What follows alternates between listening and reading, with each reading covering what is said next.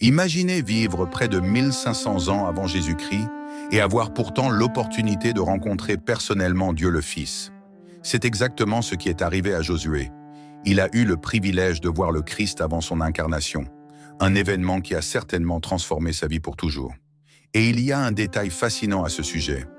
Le nom original de Josué est pratiquement identique à celui donné au Fils de Dieu lorsqu'il est venu dans le monde, et même l'orthographe grecque est identique. Les deux noms, Josué et Jésus, partagent le même sens puissant, Yahu et salut. N'est-ce pas incroyable comme l'histoire de Josué se connecte de manière si profonde et significative à celle de Jésus? De plus, Josué a joué un rôle qui, d'une certaine manière, anticipait la venue du Christ, en guidant les Israélites dans la conquête de la terre promise et en les conduisant au repos en Canaan. Cependant, comme le souligne l'auteur de la lettre aux Hébreux dans le chapitre 4, Josué n'était qu'une ombre de la réalité qui serait pleinement révélée en Christ, celui qui nous conduit au véritable repos dans la Canaan céleste. Maintenant, vous êtes sur le point de découvrir quand et comment Josué a rencontré le Seigneur Jésus-Christ et pourquoi cette rencontre était si cruciale. Dans le livre de Josué, chapitre 5, versets 13 à 15, nous lisons le moment où Josué se retrouve face à une figure identifiée comme le prince de l'armée du Seigneur.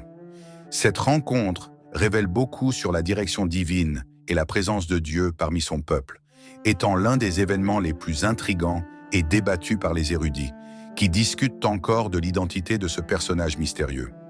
Le prince de l'armée du Seigneur est apparu à Josué à un moment critique de l'histoire d'Israël, alors qu'ils étaient sur le point de conquérir la terre promise.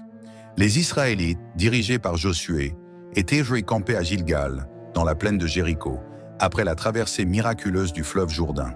Ils avaient célébré la Pâque et goûté pour la première fois aux fruits de cette terre, et la manne avait cessé. Ce moment marquait le début de la réalisation des promesses faites à Abraham, Isaac et Jacob, selon lesquelles leurs descendants hériteraient de la terre de Canaan. Alors, qui était ce prince de l'armée du Seigneur?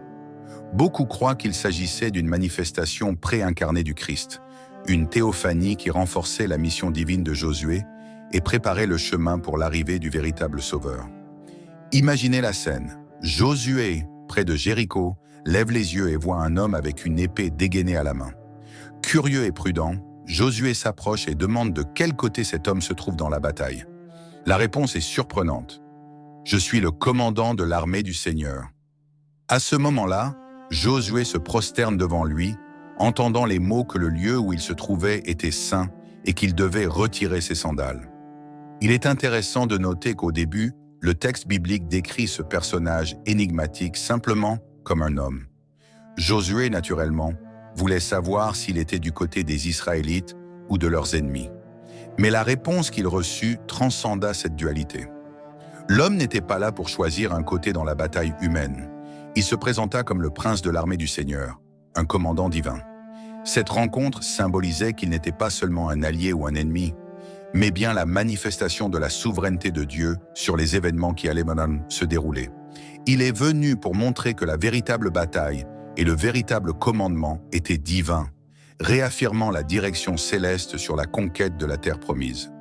Les érudits et théologiens interprètent depuis longtemps le prince de l'armée du Seigneur qui rencontra Josué comme une manifestation théophanique, c'est-à-dire une apparition physique de Dieu. Une autre théorie, moins populaire, est que cet homme serait un ange avec une mission spéciale de représenter Dieu et de communiquer sa volonté au peuple choisi. Mais le prince de l'armée du Seigneur était-il vraiment le Christ lui-même? La majorité des érudits bibliques croient que oui. En théologie, ce type d'événement est connu sous le nom de Christophanie, une apparition du Dieu Fils dans l'Ancien Testament, où il se révèle de manière visible et parfois humaine, préfigurant son incarnation dans le Nouveau Testament. Des théologiens renommés défendent cette vision et présentent 3 arguments convaincants basés sur les Écritures. Tout d'abord, ils soulignent l'acceptation de l'adoration par l'homme qui est apparu à Josué. La Bible rapporte que Josué se prosterna devant le prince de l'armée du Seigneur et l'adora. Étonnamment, cette adoration fut acceptée par le visiteur mystérieux et, selon les Écritures, seul Dieu doit être adoré. Dans le Nouveau Testament, l'apôtre Paul avertit que vénérer un être angélique est une désapprobation du Christ et un mépris des bénédictions de la rédemption. De plus, lorsque l'apôtre Jean, pendant ses visions dans l'Apocalypse, se prosterna devant un ange, il fut immédiatement averti par l'ange lui-même de ne pas l'adorer, car l'adoration appartient uniquement à Dieu. Ainsi, l'acceptation de l'adoration par cette figure qui rencontra Josué suggère une divinité, indiquant la présence du Seigneur sous une forme qui va au-delà de la simple angélologie. Cette interprétation non seulement éclaire la profondeur de la rencontre de Josué, mais elle nous pousse également à réfléchir sur les manifestations divines à travers l'histoire, montrant comment l'Ancien Testament préparait déjà le chemin pour la révélation pleine du Christ. Fascinant, n'est-ce pas? Imaginez la scène. Josué, le leader intrépide d'Israël, se trouve dans un territoire considéré comme païen, mais quelque chose d'extraordinaire est sur le point de se produire. Une voix puissante lui ordonne de retirer ses sandales, car le sol sur lequel il marche est devenu saint. Cette transformation n'est pas un simple caprice. C'est un signe de la présence intense et personnelle de Dieu. Vous vous souvenez de l'expérience de Moïse devant le buisson ardent?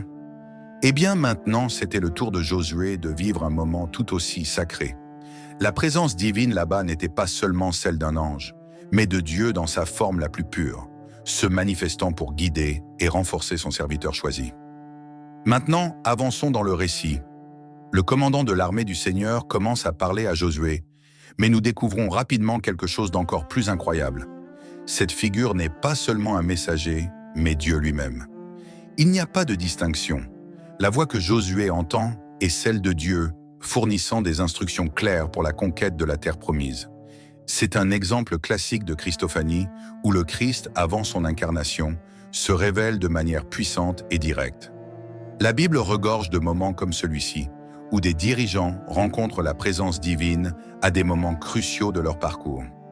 Pensez à Jacob luttant avec Dieu à Peniel, ou à Moïse recevant sa mission dans le buisson ardent. Ces rencontres se produisent à des moments décisifs, juste avant de grands défis. Jacob sur le point de retrouver son frère Ésaü, Moïse prêt à libérer les Israélites d'Égypte, et maintenant Josué à l'orée de la conquête de Jéricho.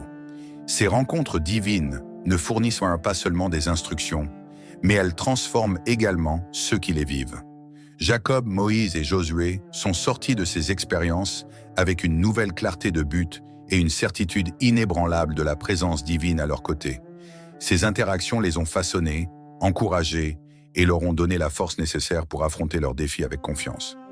Ainsi, la rencontre de Josué avec le prince de l'armée du Seigneur est plus qu'un moment d'orientation.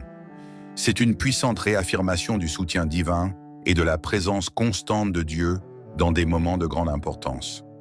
Chaque détail de cette narration biblique nous conduit à une compréhension plus profonde de la relation entre Dieu et son peuple, et nous inspire à rechercher cette même certitude et transformation dans notre propre parcours.